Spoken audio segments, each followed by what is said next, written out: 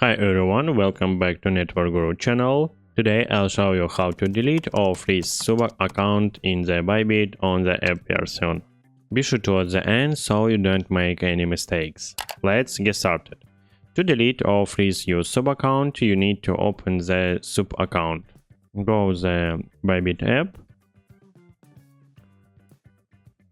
In the top left corner, tap your account page. Switch your main account. Select sub account.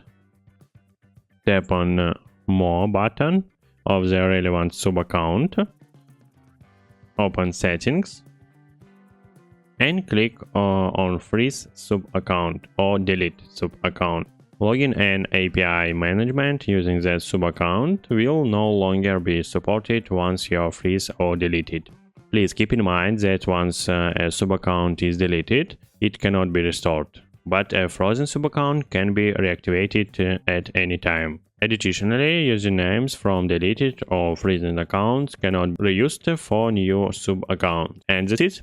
If this video was helpful for you, don't forget to hit the like button and subscribe. Bye.